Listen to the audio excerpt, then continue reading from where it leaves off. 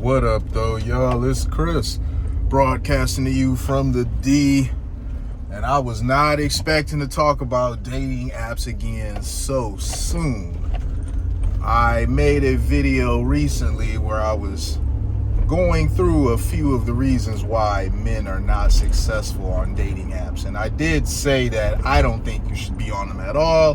But if you must, here are a few things that you can apply to kind of help your chances along. You know, the last one being get your body together, and that one being like the most potent, effective one. But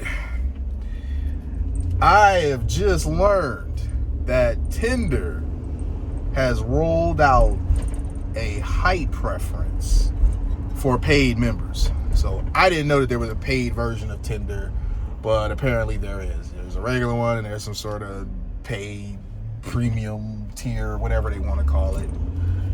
And yeah, you can filter out height. Obviously, this is going to be something that mostly women are going to be using, because men don't typically talk about filtering out women by height. It's usually weight for guys. But I highly doubt they're going to add such a filter there for the guys, because they could do that. Just like they're adding the height filter for women to take advantage of, they could add the weight filter for men to take advantage of. But they won't, because it's okay to discriminate against men for their height, which is something that they cannot help. But it is not okay to eliminate women based on weight, which absolutely is something that they can help. Barring some sort of medical concern of why you just cannot lose weight or hold on to weight or gain weight, whatever it is. Barring some medical concern that affects your weight, you absolutely can do something about that. So men are already at a disadvantage on dating apps. You know, there's typically more men on the apps than there are women, because women really don't need dating apps. Women can just simply put on a short skirt, a low-cut top with a push-up bra, and go to a social setting and meet guys. They'll have guys buying them drinks and, you know, asking for their contact information. So women don't really need dating apps in order to get action. That's why it's usually more men on them than it is women. So there's already less women than there are men.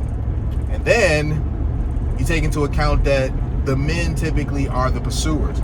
Women are spoiled for choice on these dating apps.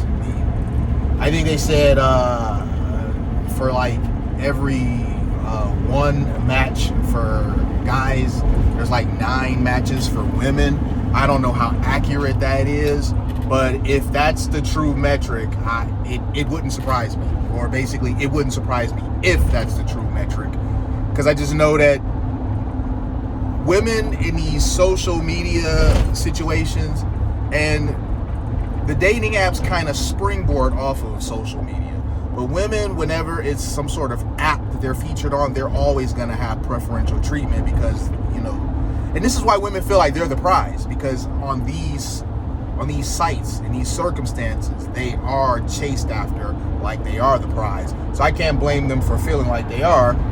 You can't tell a woman she's not the prize, but then she can make a Tinder account, and every hour she's got new thirsty simps telling her how beautiful she is and how they want to take her out or whatever. It's hard to convince her that she ain't got it going on when that's what she has as her reality. These may not be guys that she wants to deal with, but nonetheless, they're guys feeding her ego. So yeah, this is another disadvantage for the men. It's men that are going to suffer with this, because we always hear women saying that they want a guy to be 6 feet, amongst other things, but we do always hear 6 feet and up. And this is why I say to you guys, the dating apps, I don't think it's a good idea for you to deal with them. I think you should focus more on getting your social skills together, getting your body together, dress better, smell good, do better with your hair, all that sort of stuff. That way, your height doesn't matter as much. if you meet a woman out in public and you check all the boxes except being 6 feet, you still have a huge chance of getting a favorable outcome with her. But you can't be short and broke. You can't be short and fat. You can't be short and bummy, short and smelly. You can't be, when you already got short working against you, you can't have something else paired up with it. That's a double whammy. And a double whammy is not what you need when the deck is already stacked against you. So here we go. Tinder, I don't know how well this is going to work out, if they're going to keep it. They claim that it's like an experimental feature for the paid tier. Don't be surprised if it sticks around and becomes a permanent feature. And also don't be surprised if they never add the weight feature for men. Men are going to have to just continue to be at a disadvantage, even more so now, as an app where women already have the upper hand, get even more tools to have the upper hand. I'm gonna leave it there though, you guys. Let me know what you think.